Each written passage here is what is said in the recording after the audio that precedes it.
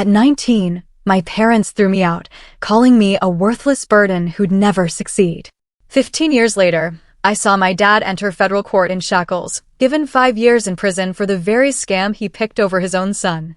Now he won't stop phoning me from jail, pleading for me to save him. Imagine your own parents staring you down, telling you you're nothing but a burden, then slamming the door in your face. Could you ever forgive that? Because I couldn't. Not after what they did. And certainly not after I sat in a courtroom, shackled and broken, begging me for help. My name is Jake, and if you met me today, you'd probably never guess where I came from. I'm 34 now, I own a small but thriving business, I've got a house I actually love walking into at night, and I'm surrounded by friends who feel more like family than the people I shared DNA with ever did. But if you rewind 15 years, back to when I was just 19, you'd see a completely different picture. That was the day my parents stood at our front door, arms crossed, and told me flat out, I was a burden who'd never amount to anything. Those exact words are still burned into my brain. I can still hear the hollow sound of my own footsteps as I left that house. No suitcase, no plan, just this raw mix of disbelief and anger boiling in my chest. I was their son, and they tossed me out like some stray dog scratching at the door. Growing up, our house was never easy. My dad was the kind of man who always had to be right, the kind who made a sport out of cutting people down. He could find fault in anything. If I got a B on a test, he'd sneer, figures. Your cousin could have gotten an A without even trying. If I got an A, he'd just shrug and say, it won't matter. You'll mess up later anyway. My mom wasn't much better. She played the peacemaker, but really, that just meant she let my dad say whatever he wanted, then she'd guilt-trip me into silence. You know how your father is, she'd whisper. Don't provoke him. As if existing in my own house was provocation enough. By the time I turned 18, I'd been walking on eggshells for years. The more I tried to earn even a sliver of their respect, the more it slipped through my fingers. They wanted me to be something specific, basically, a carbon copy of my dad. He had his hands in shady business deals, stuff I never fully understood back then, but I knew enough to keep my distance. When I told them I wanted to work honest jobs, even if it meant starting at the bottom, my dad just sneered. A 9 to 5? That's not a man's job. That's for suckers who don't know how the world works. The irony of hearing that from a man who would eventually walk into federal court in handcuffs? Yeah, that's not lost on me now. The real breaking point came not long after my 19th birthday. We'd been fighting constantly, me trying to push back, him trying to crush me into silence. That night, he said something different. You're not just a disappointment, Jake, he spat. You're dead weight, and I won't carry you anymore. My mom was standing there, arms folded tight, her lips pressed into that thin line I'd come to hate. Then she looked me dead in the eye and added, maybe if we cut you loose, you'll learn how to swim. Or maybe you'll drown. Either way, we've done our part. And that was it. They didn't just kick me out, they washed their hands of me entirely. I slept in my car for weeks, worked odd jobs, ate cheap fast food until I was sick of it, and swore to myself every single night that one day, they'd regret it. Not because I wanted revenge right then, but because I needed to believe there was something better for me than being their punch bag. What I didn't realize then was just how deep their own mess went. My father wasn't just dabbling in shady deals. He was neck-deep in schemes that would eventually unravel in spectacular fashion. But before I get to that, I need to explain just how far they were willing to go to erase me from their lives, and how, despite everything, I managed to crawl out of the hole they shoved me into. Because what happened 15 years later, when I sat in that courtroom watching my father in handcuffs, didn't come out of nowhere. It was a storm that had been brewing for years, and I was caught in the middle of it long before the world ever knew his name. That first year on my own was the hardest. I took whatever work I could find, stocking shelves at a grocery store, sweeping floors at a mechanic shop, hauling boxes in a warehouse. My dad had drilled it into me that I'd never amount to anything, and some nights, when I was too tired to even keep my eyes open, I almost believed him. But then there were moments, tiny ones, that kept me going. Like the first time a manager actually said, "Good work today." Or when I had enough saved to buy more than just gas station sandwiches. They were small victories, but they felt like proof that maybe I wasn't the useless burden my parents said I was. The real sting came when I'd hear about family gatherings I wasn't invited to. My cousins would post pictures online, everyone smiling around the table inside the house I grew up in. My room, I later found out, had been converted into my dad's home office, which was really just a front for whatever crooked operation he was running at the time. To them, it was like I never existed. I remember staring at one picture, my dad at the head of the table, laughing with a glass of wine in his hand, and thinking, he looks so proud, but never of me. It wasn't until a few years later that I started hearing whispers. A former neighbor mentioned in passing that my dad's business had taken a strange turn. Another relative hinted that he was moving money in ways that didn't make sense. I brushed it off at first, thinking it was just more family drama. But deep down, I knew my father well enough to recognize he wasn't the kind of man who played fair. And then, years later, I got the call that confirmed everything. My father had been arrested. Fraud, embezzlement, schemes so tangled it made my head spin just reading about them in the news. The man who told me I'd never amount to anything. The man who chose his shady empire over his own son was now the one being dragged into court like a common criminal.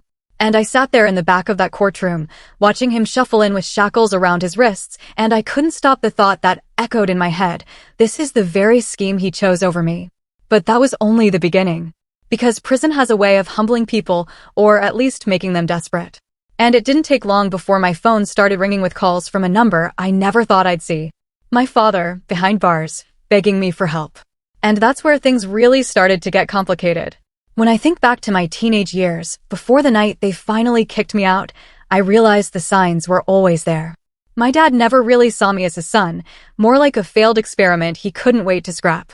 But what stung the most wasn't just his constant belittling. It was the way he openly favored my younger brother, Mark. Mark was 2 years younger than me, and to hear my parents tell it, he was the golden child, the shining example of what a son should be. Every little thing Mark did was put on a pedestal. When Mark got a driver's license, my parents handed him the keys to a used car they happened to have lying around. Meanwhile, when I was learning to drive, my dad scoffed and said, "What's the point? You won't be able to afford gas anyway." At birthdays, Mark's gifts were thoughtful, expensive things, headphones, new clothes, the latest game console. My gifts, when they remembered, were usually a plain envelope with a $20 bill inside, like they were doing me a favor by keeping it that simple. The worst part was that Mark knew it, too, and he leaned into it. He'd smirk at me across the table whenever Dad praised him. He didn't have to say anything. The look said it all. "I'm the son they wanted, and you're not." Mom had her own way of twisting the knife. She'd tell me I was too sensitive, that I shouldn't compare myself to my brother.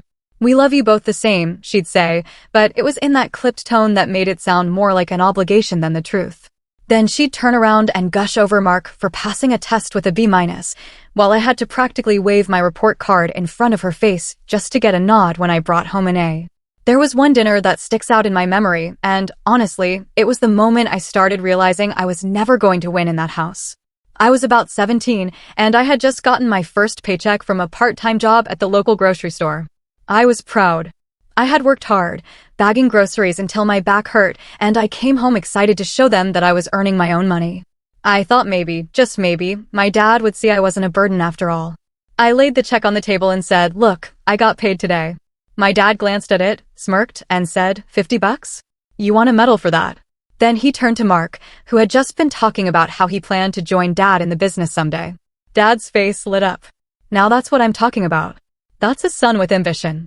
I sat there with my untouched plate in front of me, my cheeks burning, while the rest of the table laughed along with him.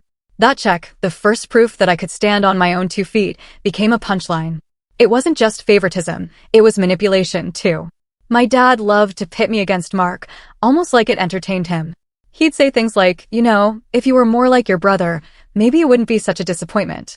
Or he'd call us both into the living room and test us with ridiculous questions about his line of work, praising Mark when he parroted back what he'd overheard and rolling his eyes when I said I didn't care about that stuff. The truth was, I didn't want any part of it. Deep down, I knew my father's world was rotten, and the last thing I wanted was to get dragged into it. But the manipulation wasn't limited to competition. He also had this way of dangling approval in front of me like a carrot on a stick. One time he told me, "Jake, if you help me out with a couple of small jobs, maybe I'll think about getting you a car." The jobs turned out to be running envelopes across town, no questions asked. I didn't know exactly what was in them, but I had a sinking feeling it wasn't something innocent. When I hesitated, he snapped, "Do you want to be a man or not?" I ended up refusing. And from that day forward, he used it as ammunition. Anytime we fought, he'd say, "You could have had a car. You could have had an easy life, but you were too weak." Mom wasn't innocent in all this either. She had her way of making me doubt myself. Whenever I tried to stand up to Dad, she'd pull me aside later and say, "Why can't you just let things go? You know how he is." It wasn't advice.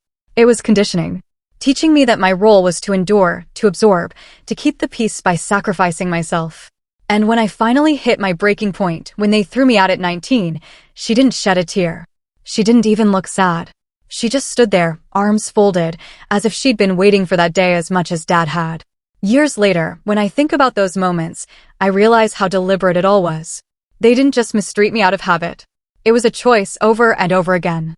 Every sneer, every dismissal, every time they lifted Mark up while grinding me down.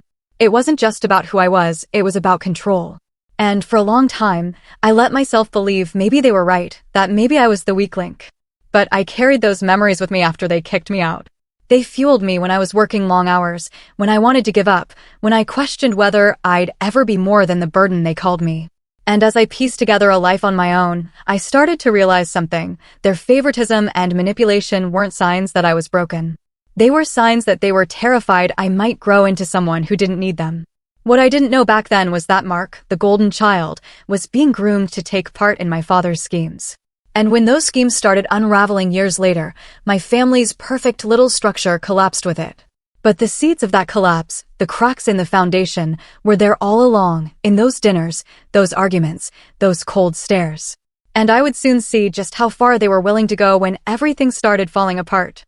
The real fracture in my relationship with my family came a couple of years before they finally kicked me out, but at the time, I didn't realize how deep it went. It was the moment I learned that betrayal wasn't just something my parents were capable of, it was something they were willing to use as a weapon against me if it suited them. I was 18, trying to keep my head down and finish high school. I had managed to save a bit from my grocery store job, tucking away a few dollars here and there with this dream that maybe I could put it toward college. I wasn't thinking Ivy League or anything fancy, just community college, something to prove to myself that I had a chance to build a life outside of my dad's shadow. It wasn't much. Barely a few $100s, but to me, it was everything. That money represented hours of bagging groceries, blistered hands from hauling carts, and skipped meals so I could put a little extra aside.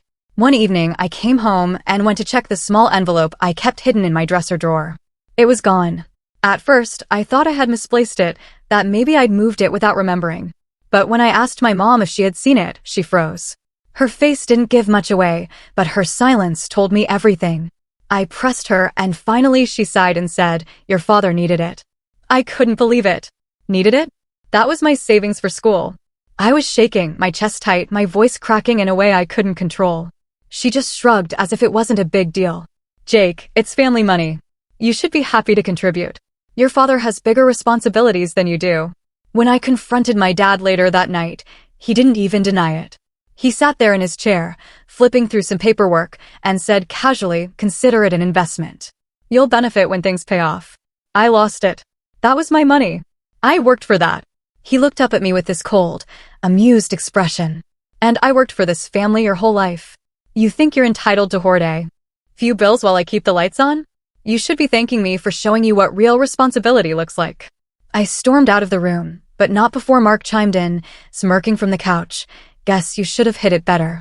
He was laughing like it was a game. I can still hear that laugh ringing in my ears. That was the first time I felt something inside me snap. It wasn't just the theft of my savings. It was the complete disregard for my effort, my dreams, my independence. They didn't just take my money, they stole the possibility of escape I had been clinging to. For days afterward, I walked around in a haze, replaying it in my mind, wondering how a father could look his son in the eye and call theft a lesson. And it wasn't the last betrayal. A few months later, I found out my father had used my name, without my knowledge, to open a small credit line. I only discovered it when I got a letter in the mail about a missed payment. My stomach dropped as I read it, and when I showed it to my mom, she brushed it off with that same infuriating calm. "It's nothing serious. Your father's handling it." But it was serious. My name, my credit, my future. He had signed me up for debt without even telling me. And when I confronted him, he laughed in my face. "Paperwork is paperwork. Don't act like it matters. You've got no future without me anyway." That night, I lay awake staring at the ceiling, my fists clenched so tight my knuckles hurt. It wasn't just anger anymore. It was a deep, raw sense of betrayal that cut straight through me. For the first time, I realized that my parents weren't just neglectful or harsh. They were actively sabotaging me. They weren't trying to push me to be better.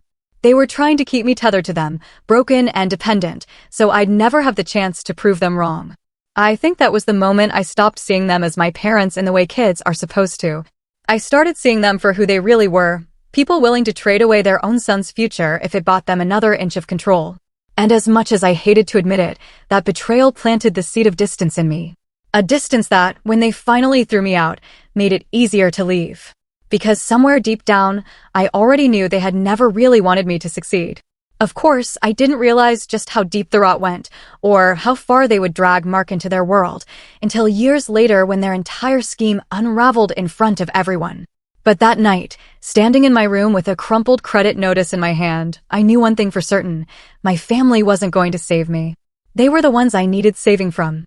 And soon, their betrayal would grow into something so big, so undeniable, that even they wouldn't be able to hide it anymore. After the credit line fiasco, things between me and my parents were never the same. Not that they were ever great to begin with, but something shifted in me. I stopped arguing as much, stopped looking for scraps of approval. I still lived under their roof, but I felt more like a tenant in a hostile boarding house than a son.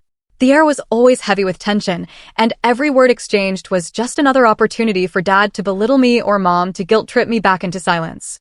The day it all came to a head is still crystal clear in my mind. I had just turned 19. I was in my room, headphones on, trying to drown out the noise of the television blaring downstairs when I heard my father's heavy footsteps coming up the stairs. He barged into my room without knocking, like always, and tossed a stack of papers onto my desk. "Sign these," he ordered. I looked down and saw forms with my name already filled in at the top. More financial documents. More obligations I hadn't asked for. My heart sank. "What is this?" I asked, my voice tight. "Business," he said flatly. "Nothing you need to understand. Just sign." I pushed the papers back toward him. "No, not again. I'm not doing this." The silence that followed was heavy, suffocating. His jaw tightened, and I could see the vein in his temple pulsing. Then he exploded. "You ungrateful little parasite. After everything I've done for you, this is how you repay me." I laughed, though it wasn't from humor. It was that bitter kind of laugh that escapes when you're too angry to keep it in. "Everything you've done for me? You mean stealing my savings, ruining my credit, calling me a failure every chance you get? That was it?" His face went red, his fists clenched, and he shouted, "Get out. You want to live your life your way? Fine, but not under my roof. Pack your things and get out of this house right now." I looked to the doorway where my mom stood with her arms crossed, watching the scene unfold like it was some television drama. For a split second, I thought maybe she'd say something. Maybe she'd finally step in. Instead, she just said coldly, "Your father's right. It's time you learned how the real world works." And just like that, I was out. I stuffed what little I owned into a backpack, some clothes, a toothbrush, the old MP3 player I'd saved up for, and walked out the front door. Nobody tried to stop me. Nobody said goodbye. The air outside was biting cold, and I remember standing on the sidewalk, staring at my car, wondering what on earth I was supposed to do next. For the next few months, that car became my home. I parked in quiet neighborhoods or behind grocery stores, curling up in the back seat with a jacket pulled over me. Showers were rare, meals even rarer. I picked up odd jobs wherever I could, unloading trucks at dawn, washing dishes until midnight, anything that put a few bills in my pocket. There were nights I lay awake, stomach growling, staring at the condensation on the windows, and I'd hear my dad's voice in my head, "You'll never amount to anything," and some nights, I almost believed him. But the thing about hitting rock bottom is that it strips everything away. Every excuse, every illusion. When you're cold, hungry, and alone, you stop wasting energy on what other people think. You start clinging to the smallest bits of progress because they're all you have. I'll never forget the first time I walked into a diner after getting paid for a week's work at the warehouse. I had enough for a real meal. Eggs, toast, even a cup of coffee. It was nothing fancy, but as I sat there in that cracked vinyl booth, sipping coffee that tasted like burnt water, I felt something I hadn't felt in years: control. It was my money, earned honestly, and no one could take it away. That feeling became my lifeline. Every shift I worked, every paycheck I cashed, I reminded myself, this is mine, not theirs. Slowly, painfully, I started piecing together a life. I found a tiny room to rent, barely big enough for a mattress, but it was mine. I bought secondhand clothes that weren't hand-me-downs for Mark. I started to imagine a future where I didn't have to carry the weight of my parents' contempt. But even as I worked toward building something for myself, the bitterness stayed. I'd walk past families in the street, parents smiling at their kids laughing, and feel this ache in my chest. Asterisk, why couldn't I have had that? Why did I have to claw for scraps while my brother was showered with praise? Asterisk, the anger became fuel, pushing me forward even on the nights when exhaustion threatened to drag me down. I told myself one thing over and over. Asterisk, I may be at rock bottom now, but I will climb out. And when I do, they'll see. They'll see exactly what the burden they threw away is capable of. Asterisk, what I didn't realize at the time was that while I was struggling to survive, my father was digging himself and Mark into a pit far deeper than mine. A pit that would eventually drag the whole family into the spotlight and set the stage for the day I'd watch him shuffle into a courtroom in handcuffs. But before I got there, I had to learn how to rebuild from nothing and how to live with the scars of being discarded like I was never part of their family at all. The first real turning point came about a year after I'd been kicked out. I was still living paycheck to paycheck, but I had managed to trade the backseat of my car for a tiny studio apartment. It wasn't much, the kind of place where you could touch the kitchen counter from your bed, but to me, it was freedom. No one barged into my room without knocking. No one told me I was a burden. I'd come home, drop my keys on the chipped table, and just stand there for a moment, soaking in the silence. That silence, which used to scare me, started to feel like peace. I kept grinding, working long shifts at the warehouse and taking odd jobs on weekends. But I also started paying attention. I had always been a decent learner, and I realized that the warehouse wasn't just about heavy lifting, it was about logistics, organization, efficiency. I asked questions, stayed late, and picked up on the small things others overlooked. After a while, my manager noticed. One day he pulled me aside and said, "You've got a good head for this. Ever thought about moving up?" That moment lit a fire in me. Nobody in my family had ever told me I had a good head for anything. It was like someone had handed me a rope while I was climbing out of a well. I took every opportunity after that, training programs, certifications, even night classes when I could afford them. It wasn't easy balancing it all. But for the first time, I wasn't just surviving. I was building. By the time I was 24, I had moved into a better apartment, one with actual space to breathe. I had a reliable car, clothes that weren't from thrift stores, and a small circle of friends who treated me like I mattered. My career kept climbing too. I worked my way into management, then into operations planning. And by 28, I was running a team. Every milestone felt like another brick laid in the wall, separating me from the life my parents had tried to trap me in. I'll admit there was a part of me that wanted them to see it, to know that I had done it without them. Sometimes I'd drive past the old neighborhood, slowing down as I neared the house I grew up in. The curtains in the front window were the same ones my mom used to fuss over, the paint on the porch railings still peeling. I'd imagine walking up, knocking on the door, and seeing the look on my father's face when I told him how far I'd come. But I never did. I wasn't ready to face them. Not yet. Around this time, I started hearing whispers about my family again. At first, it was little things. Someone mentioning that my dad was always working deals, or that Mark seemed to be his right-hand man. Now, the tone people used when they talked about them wasn't admiration, it was caution. Words like shady and sketchy floated around, and I couldn't help but wonder if the same schemes my dad once tried to rope me into were now swallowing my brother whole. The irony wasn't lost on me. My dad had spent years telling me I'd never amount to anything because I didn't follow him into his business. And yet here I was, climbing honestly, while Mark was sinking deeper into Dad's world. I didn't feel smug, exactly. It was more complicated than that. Mark and I had never been close, but he was still my brother. Part of me wanted to believe he'd wake up and walk away before it was too late. Meanwhile, my own life kept expanding. At 29, I took the leap and started my own small logistics company. It was terrifying at first. There were nights I lay awake staring at the ceiling, wondering if I was making the biggest mistake of my life. But all those years of grinding had taught me resilience. I poured everything I had into it, and slowly, it paid off. Clients started coming in, word of mouth spread, and I realized I had built something that was mine in every sense. The day I signed the papers on my first office lease, I sat alone in the empty space, the walls still bare, the air smelling faintly of paint. And I thought about that night when I was 19, standing on the sidewalk with a backpack in my hand and nowhere to go. I thought about the words my father had spat at me, "You'll never amount to anything," and I let myself smile, because I knew deep down I had already proved him wrong. But success has a way of drawing shadows from the past. The more I grew, the more I heard about the cracks forming in my father's empire. Rumors of investigations, associates suddenly disappearing from the picture, deals gone bad.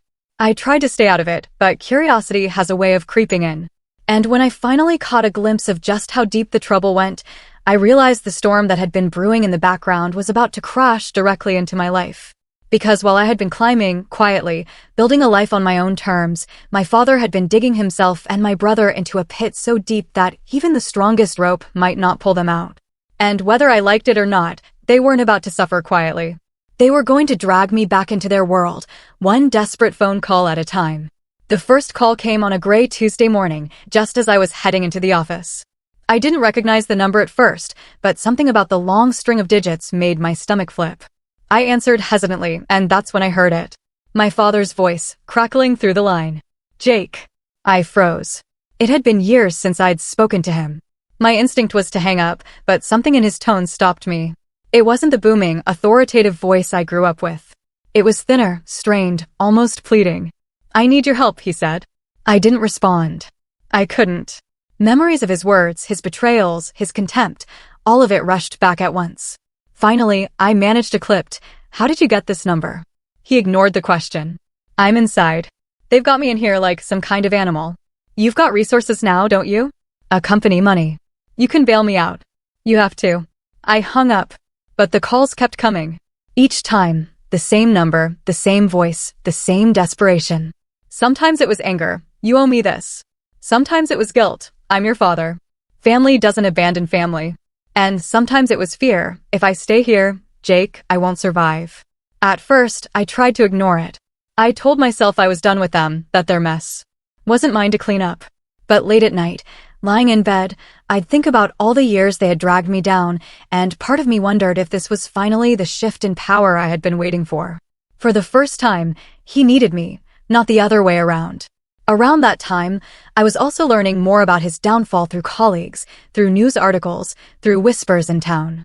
Fraud, embezzlement, wire schemes so convoluted even investigators had trouble untangling them. And Mark, my golden child brother, wasn't just caught up in it. He was complicit.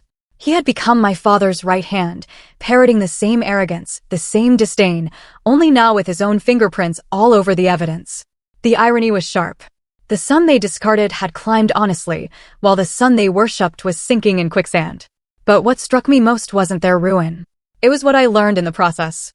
I met a man at a conference once, years back, who had worked as a federal investigator before shifting into private consulting. We'd stayed loosely connected. And when the news about my father broke, I reached out. Over coffee, I asked him questions, not just about the charges, but about the system itself. About how investigations worked, about how sentencing was determined, about what leverage prisoners thought they had. He didn't ask why I cared so much, and I didn't offer. But I left that meeting with something my father never expected me to have: knowledge. Knowledge of how the system worked, of what strings could be pulled, and what walls couldn't be scaled. I also learned something else. My father's case wasn't just a slap on the wrist kind of fraud. He wasn't going to waltz out after a year or two. The evidence was stacked. The witnesses lined up. He had been sentenced to 5 years, and that was a mercy. From the way my contact put it, he was lucky it wasn't more. Knowing that gave me power. Because every time my father called, begging, demanding, threatening, I could hear the lie in his voice. He still thought he could manipulate me like I was 19 again, standing in the kitchen with my first paycheck in hand. He hadn't realized that the world had shifted, that I wasn't the boy he broke down. I was the man who had rebuilt himself from the ground up. The calls became almost entertaining. I didn't answer all of them, but sometimes I let him talk just to hear the cracks in his voice. Sometimes I'd say nothing, just listen until he trailed off in frustration. And every now and then, I'd drop a line that reminded him just how much had changed. "Funny, Dad," I'd say. "You always said I'd never have anything. And yet here you are asking me for help." What I didn't tell him, not yet, was that I was gathering every piece of information I could. Not because I wanted to bail him out, but because I wanted to understand the scope of his downfall. To know exactly what kind of empire he had traded me for, and how hollow it really was. By then, my company was thriving. I had contracts with firms my father used to brag about working alongside. The difference? Mine were legitimate, clean. Every time I signed a new deal, I felt like I was reclaiming a piece of myself they had tried to strip away. I had employees who respected me, clients who trusted me, and a reputation that was the polar opposite of his. And all the while, the phone kept ringing. His desperation was a reminder that the balance of power had finally shifted. He had shackles on his wrists and bars between him and the outside world, while I held the one thing he could never control: choice. What I didn't realize at the time was that his desperation would only grow sharper, uglier, that he would reach out in ways that threatened to pull me back into the chaos I had escaped. And when he did, I would have to decide just how far I was willing to go to make sure he and everyone else understood that I wasn't the burden anymore. When I finally decided to take action, it wasn't a snap decision. It was years of bitterness, years of their words echoing in my head, and months of those desperate phone calls that tipped the scales. I knew if I was going to do anything, it couldn't be impulsive. It had to be deliberate, smart, and above all, it had to leave no doubt in his mind that I was no longer the weak, desperate kid he tossed aside at 19. The opportunity came when he called one evening, his voice raw and frantic. "Jake, listen to me. I can't stay in here. You don't understand these people." His voice broke into a cough. "You've got money now. You've got connections. Pull some strings. I'll make it worth your while." I let him rant until he ran out of breath. Then calmly I said, "Worth my while, Dad? You already made your choice years ago. You traded me for your schemes. Now you want me to clean up the mess you drowned yourself in." There was silence. And then the familiar sharpness returned. "Don't you dare talk to me like that. I built this family.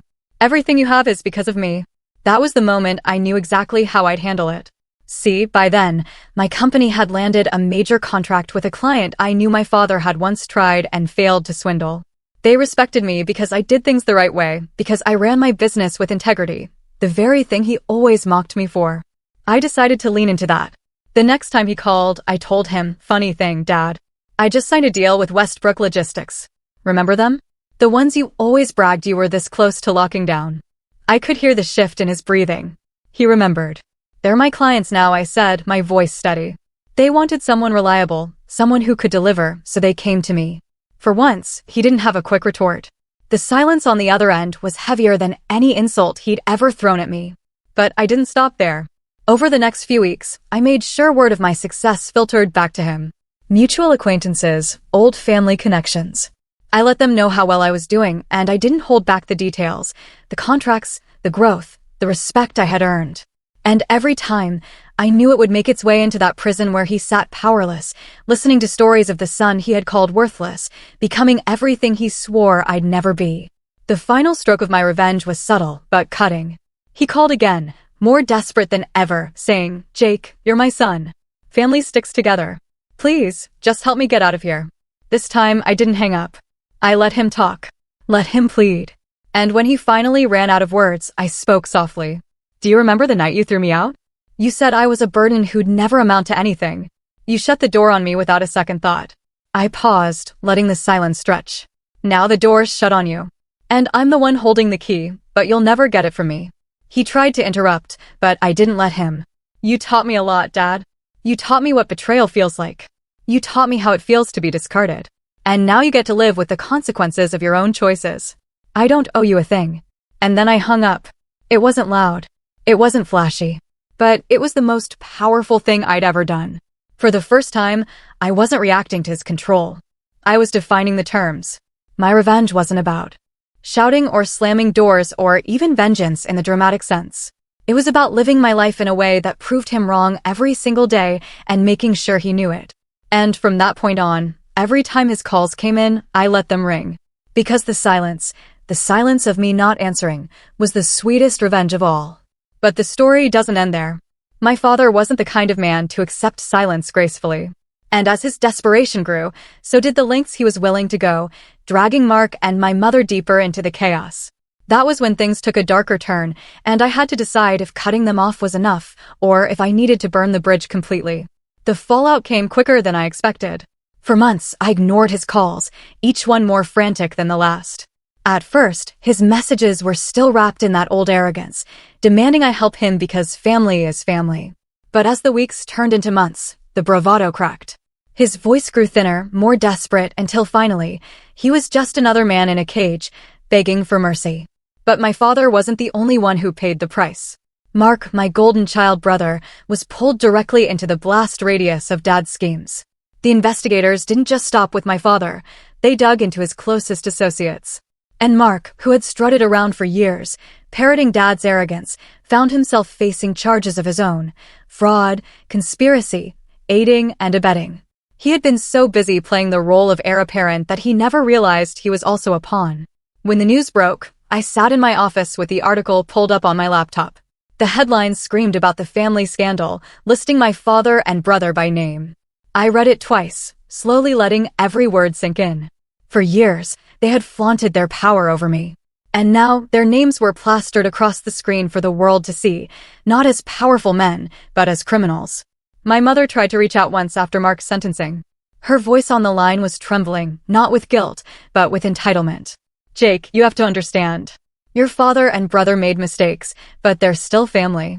You can't turn your back on us now." I almost laughed. "You turned your back on me 15 years ago.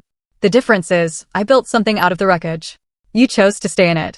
She tried to argue, tried to guilt-trip me the way she always had, but I didn't let her finish. I told her what I had told my father: "I don't owe you a thing." And then I ended the call. That was the last time I ever heard her voice. The years that followed were strange. On one hand, there was a part of me that mourned what could have been. A family that supported me, parents who believed in me, a brother who saw me as more than competition. But that part grew smaller with time, replaced by a deeper sense of clarity. I hadn't needed them to become who I was. In fact, I had become who I was because I had broken free. The final piece of closure came when my father was released. By then his 5 years were up, and the man who walked out of those prison gates was not the towering figure of my childhood. He was smaller, thinner, his shoulders hunched. Word got back to me that he had tried to rebuild some kind of life, but nobody wanted to work with him. His name was Mud. His reputation ruined. He had burned every bridge and discovered there was no one left to catch him. One evening, I was leaving my office when I saw him across the street. He spotted me too, and for a long moment, we just stared. He started to step forward, his hand half raising as if to wave, but I didn't move. I just looked at him. Really looked. And realized I felt nothing. No fear, no anger, not even triumph. Just nothing. I turned, unlocked my car, and drove away. That was my revenge. Not the silence, not the success, not even the satisfaction of watching him fall. It was knowing that he had spent his life trying to break me, and in the end, he had only broken himself. And as I pulled onto the highway, the weight of it all lifted, and one final thought settled in my mind like a closing chapter. I was never the burden. He was. What about you? Have you ever had to cut ties with people who were supposed to be family, just to save yourself? Or maybe you're still navigating a similar situation. I really want to know what you would have done, or what your experience has been like. Drop a comment below, I'll be reading every single one.